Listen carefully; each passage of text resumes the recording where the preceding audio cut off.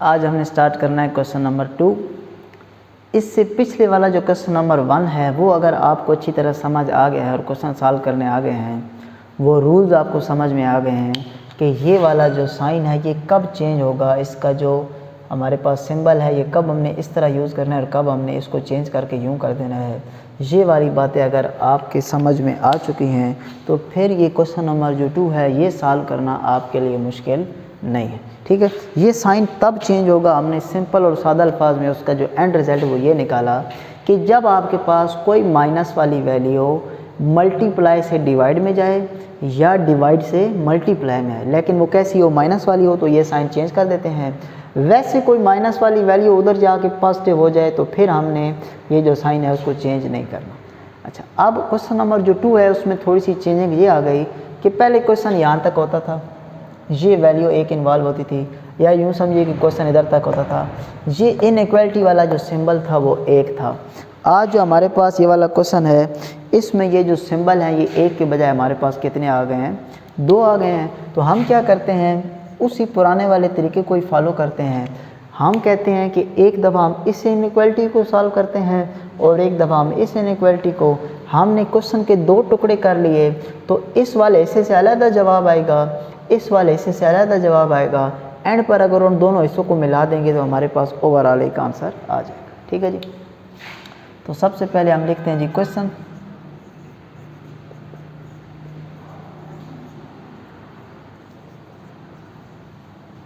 वही है 2 inequalities involve, इसको नाम दे देते हैं हम 1 का, फ्रॉम 1। हम क्या करते हैं कि एक दफ़ा -4 और 3x + 5 को सॉल्व करते हैं और फिर नेक्स्ट में हम इनको सॉल्व कर लेंगे। वही हमने वैल्यू यहाँ पे निकालनी है x की, इस वैल्यू को अकेला होना चाहिए, इसके साथ जो 5 है वो प्लस हो रहा है, इक्वल के इधर आके जो 5 है वो हमारे पास हो जाएगा -5। इस साइन पे कोई फ़र्क नहीं पड़ा, 3x अपनी जगह पर मौजूद है, प्लस का 5 इधर आके क्या हो गया, -5। हमने कहा था ये साइन तब चेंज होगा जब कोई वैल्यू मल्टीप्लाई होगी या डिवाइड होगी और उसके साथ साइन माइनस का होगा। ये दोनों मिलकर हमारे पास हो गए -9। अच्छा, अब देखते हैं कि साइन बदलेगा या नहीं। x को अकेला करना है, 3 मल्टीप्लाई और इधर आके क्या होगा, डिवाइड। इसका मतलब है अब साइन के चेंज होने के चांस हैं, क्योंकि मल्टीप्लाई वाली वैल्यू किधर जा रही है, डिवाइड में, या डिवाइड वाली वैल्यू मल्टीप्लाई में जाए तो साइन चेंज होंगे। ठीक है जी। अच्छा, अब साइन चेंज तब होता है जब जो वैल्यू मल्टीप्लाई से डिवाइड में जाए उसके साथ खुद माइनस हो, इसके साथ तो पॉजिटिव है, तो अब जो साइन है वो चेंज नहीं होगा। तो 3 जो है वो मल्टीप्लाई हो रहा है, इक्वल के इधर आके हमारे पास हो जाएगा यहाँ पर डिवाइड, और ये साइन वैसे का वैसे ही रहेगा। 3 का टेबल इस पर 3 टाइम, तो -3 < x। ये माइनस लिखना अक्सर स्टूडेंट्स भूल जाते हैं, तो ये जो माइनस है ये साथ में रहेगा। तो एक इनइक्वालिटी को हमने सॉल्व कर लिया। यूँ समझिए कि 7.3 का जो क्वेश्चन नंबर 1 है वो हमने सॉल्व कर लिया। ठीक है जी, क्योंकि उसमें एक इनइक्वालिटी होती थी ना। अच्छा, अब हम कहते हैं जी अगेन फ्रॉम 1।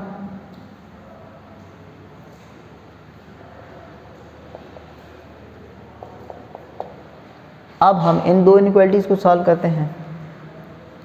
3x + 5, हमें तो x की वैल्यू चाहिए, इसको इधर ही रखते हैं, प्लस जो है वो इसके साथ 5 जो है प्लस हो रहा है, इक्वल के उधर जाके माइनस हो जाएगा।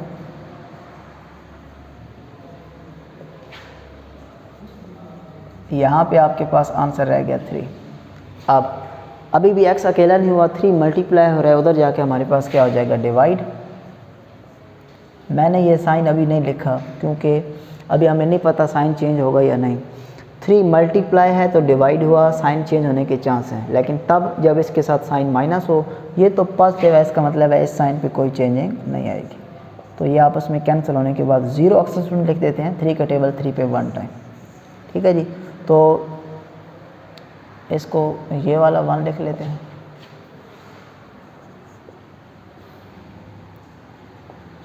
और इसको 1 और 2 अलग-अलग आंसर आ गया जी।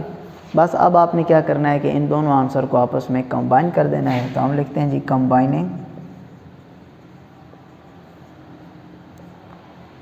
1 and 2। अच्छा, अब लिखना कैसे है, दरमियान में आपने लिख देना है x। क्या लिख देना है जी, x। अब इधर देखें, इसके साथ ये आंसर निकला था, बात ख़त्म। दरमियान में हमने लिखा है x और इधर x के इस तरफ हमारे पास आंसर ये निकला है, ठीक है जी, -3। अब ये कोई ज़रूरी बात नहीं है कि आपका 1 उधर ही होना चाहिए और -3 इधर ही। ज़रूरी चीज़ ये है कि आप यहाँ पर देखें x की तरफ इसके जो बाजू हैं वो बंद हुए पड़े हैं, तो यहाँ भी x की तरफ जब सामने 1 है तो बाजू इसके बंद हैं। और यहाँ पर अगर देखें तो x की तरफ दोनों बाजू खुले हैं, इधर भी x की तरफ दोनों बाजू खुले हैं। आप चाहें तो इसी आंसर को यूँ भी लिख सकते हैं कि दरमियान में हमने क्या लिख दिया, x। अब x की तरफ बाजू खुले हुए हैं ना, ये x की तरफ बाजू खुले हुए हैं, ये मुंह किसकी तरफ बंद है, -3 की तरफ, और इधर हमने क्या लिख लिया, -3। अब x की तरफ मुंह बंद है, x की तरफ ये हमने इसको क्लोज में लिखा और 1 की तरफ हमने इसको ओपन में लिखा, ठीक है। तो इसी आंसर को यूँ भी लिखा जा सकता है। मेन आपने चीज़ ये समझनी है कि किस तरफ x जो है वो क्लोज में है और किस तरफ जो x है उसकी तरफ ये जो बाजू है वो ओपन है, ठीक है। तो ये आंसर भी ठीक है और आपके पास वो आंसर भी ठीक है। और अब हमारा जो सॉल्यूशन सेट होगा उसमें हम कहेंगे कि x एंड ये सारे का सारा जो है आपने यहाँ पर लिख देना है, ठीक है जी। चाहे तो ये लिखें चाहे तो ये लिखें, आपके पास सेम ही बात है। अच्छा, ये तो हमारे पास था जी पार्ट 1। अब इसी तरह हमारे पास है जी आगे पार्ट नंबर 2। अगर आपको एक भी क्वेश्चन समझ में आ जाए जो हमने 7.3 का क्वेश्चन नंबर 1 किया है, तो ये क्वेश्चन आपके लिए फिर सॉल्व करने मुश्किल नहीं है, क्योंकि इनमें सिर्फ क्या है कि 2 इनइक्वालिटीज़ इन्वॉल्व हैं। तो जो तरीक़ाकार एक इनइक्वालिटी को सॉल्व करने का है वही हमारे पास तरीका 2 इनइक्वालिटीज़ को सॉल्व करने का है। इस वाले क्वेश्चन में भी हमारे पास 2 इनइक्वालिटीज़ हैं, तो हम क्या करते हैं कि एक दफ़ा इसको सॉल्व करते हैं और एक दफ़ा इसको मैंने कह दिया है जी 1। तो वही पुरानी बात, वही है 2 इनइक्वालिटीज़। सो फ्रॉम इक्वेशन 1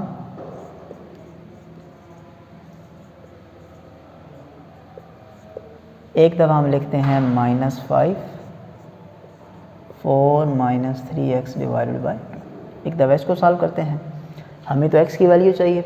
सबसे पहले ये डिवाइड से 2 उधर जाएगा, ये डिवाइड वाली वैल्यू है इधर आके क्या हो जाएगी, मल्टीप्लाई। 2 जो है हमारे पास वो जैसे ही -5 से मल्टीप्लाई होगा तो ये हमारे पास हो जाएगा -10। 2 जो डिवाइड हो रहा है जैसे यहाँ पर इधर आके मल्टीप्लाई होगा तो ये हो जाएगा -10। यहाँ पर रह जाएगा 4 -3x। इस सिंबल पे कोई फ़र्क नहीं पड़ा, इस इनइक्वालिटी पे कोई फ़र्क नहीं पड़ा, क्योंकि जो 2 है ये जो डिवाइड हो रहा है, ये जो इधर जाके मल्टीप्लाई हो रहा है, इसके साथ जो सिंबल है वो पॉजिटिव है। अगर ये माइनस होता तो फिर हम इस साइन को चेंज करते। अब नेक्स्ट हमें तो x की वैल्यू चाहिए, ये 4 जो है इसके साथ ऐड हो रहा है, ठीक है, क्योंकि इसके साथ जो साइन है वो कौन सा है, प्लस का है। तो ये जैसे ही 4 इधर लाएंगे तो ये कैसा हो जाएगा, -4। और जब कोई वैल्यू प्लस माइनस में इधर उधर जाती है तो इस साइन पे कोई फ़र्क नहीं पड़ता। ये दोनों आपस में सॉल्व होने के बाद हो जाएंगे हमारे पास -14। अब x जो है वो अभी अकेला नहीं है, -3 इसके साथ मल्टीप्लाई हो रहा है, इधर आके ये जो -3 है ये क्या हो जाएगा, डिवाइड हो जाएगा। तो जैसे ही ये माइनस वाली वैल्यू मल्टीप्लाई से डिवाइड में आएगी तो ये जो साइन है उसको हमें चेंज करना पड़ेगा। तो यहाँ पर सिर्फ क्या रह जाएगा, x, ठीक है जी। -3 इधर आ गया, माइनस और माइनस कैंसल, तो हमारे पास 14/3 ग्रेटर देन और इक्वल टू x। एक आंसर ये बन गया जिसको हम बोल देते हैं 1, ठीक है जी। आगे अगेन फ्रॉम 1,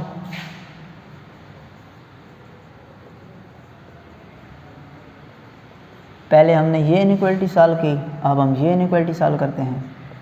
4 -3x/2 < 1। ये 2 डिवाइड हो रहा है, इधर आके क्या हो जाएगा, मल्टीप्लाई। 4 माइनस 3x और 2 से मल्टीप्लाई होके ये 2 ही रह जाएगा। अब इस साइन पे कोई फ़र्क नहीं पड़ा क्योंकि जो वैल्यू डिवाइड हो रही है वो पॉजिटिव है, नेगेटिव होती तो ये साइन चेंज करते। अभी हमारे पास x को अकेला करना है, ये 4 के साथ जो साइन है वो प्लस का है, ये 4 उधर जाके क्या हो जाएगा माइनस का 4। इस साइन पे कोई फ़र्क नहीं पड़ता, ये तब चेंज होता है जब कोई वैल्यू मल्टीप्लाई या डिवाइड में उधर जाए और उस साइन के साथ कैसा साइन हो, उस वैल्यू के साथ जो साइन हो वो कैसा हो, माइनस का हो। यहाँ से इनको सॉल्व करेंगे तो ये हो जाएगा आपके पास माइनस का 2। अब माइनस का 3 मल्टीप्लाई हो रहा है, उधर जाके क्या होगा डिवाइड होगा, तो क्योंकि अब माइनस वाली वैल्यू डिवाइड हो रही है तो इस साइन को हम चेंज कर देंगे, ये और ये कैंसिल, तो x ग्रेटर दैन 2/3 इसको हम बोल देते हैं 2। हमने बस सिंपल ये करना है कि x को अकेला करना है और ये साइन सिर्फ उसी हालत में चेंज होगा जब कोई वैल्यू मल्टीप्लाई से डिवाइड में जाए या डिवाइड से मल्टीप्लाई में, और उस वक़्त ये शर्त है कि उसके साथ जो खुद साइन हो वो कैसा हो, माइनस का हो। जैसे यहाँ पर ये मल्टीप्लाई से डिवाइड में गई, इसके साथ अपना जो साइन था वो माइनस था, इसलिए ये सिंबल चेंज हुआ। यहाँ से ये -3 मल्टीप्लाई से डिवाइड में जा रहा है, इसके साथ जो खुद साइन है वो माइनस का है, तो इस वजह से ये हमारे पास सिंबल चेंज हो गया। तो अब हम एंड पे जो हम इन दोनों को आपस में कंबाइन कर देते हैं, कंबाइनिंग 1 और 2।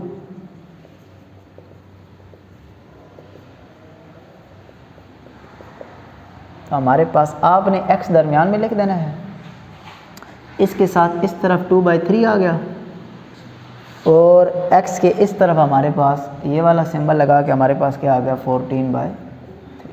तो जो सॉल्यूशन सेट होगा उसमें, उसके बाद आपने ये सारे का सारा लिख देना है।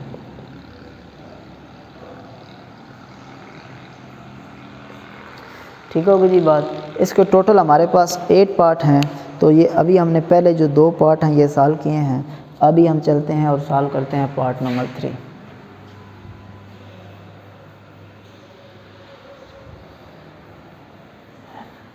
इसके जो सब पार्ट हैं, सब पार्ट को सॉल्व करने का जो मेथड है वो बिल्कुल सेम है।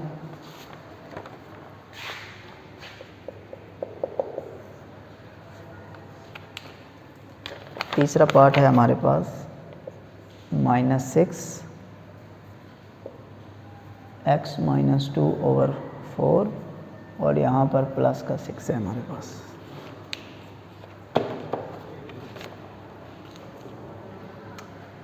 इस क्वेश्चन में भी हमारे पास 2 इनइक्वालिटीज़ हैं, तो इसको हम नाम दे देते हैं इक्वेशन 1 का। ठीक है, आप वो लिखेंगे सारा, मैंने जो पहले क्वेश्चन में सेम मेथड आपको लिखा है। ठीक है, तो यहाँ पर हम कहेंगे कि we have 2 inequalities, so from equation 1 एक दफ़ा हम एक इनइक्वालिटी को सॉल्व करेंगे और एक दफ़ा दूसरी को।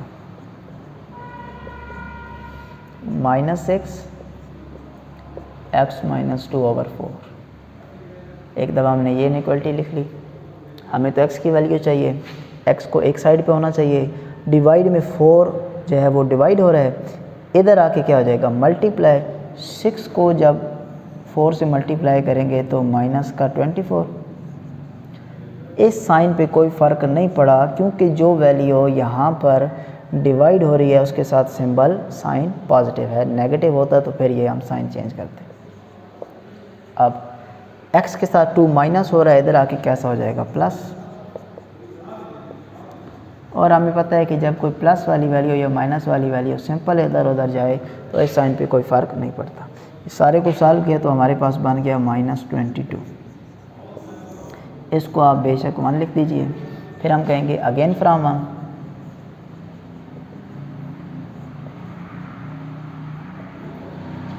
अब हम इस इनइक्वालिटी को सॉल्व करते हैं, x - 2/4।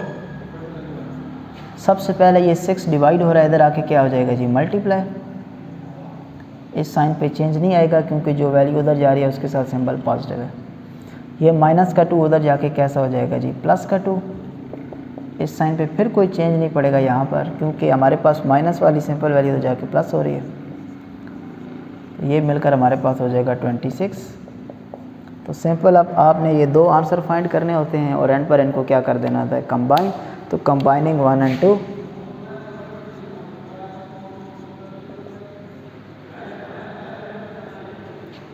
दरमियान में आप x लिख दीजिए। x के इस तरफ आपके पास है 26 और इस तरफ है आपके पास -22। ठीक है, तो इसी को ही अगर एंड पे सॉल्यूशन सेट में लिखा जाए x एंड, और उसके बाद आपने ये सारे का सारा आंसर यहाँ पर लिख देना है।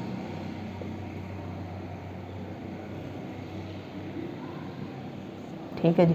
तो अभी हमारे पास जो 8 क्वेश्चन थे उनमें से जो 3 पार्ट थे वो अभी हमने यहाँ पर आज सॉल्व किए हैं, और इसका जो पार्ट नंबर 4 है वो आपने घर से ख़ुद करना है। इंशाल्लाह नेक्स्ट लेक्चर में जो इसके बाकी पार्ट रह गए हैं वो हम सॉल्व करेंगे। अल्लाह हाफ़िज़।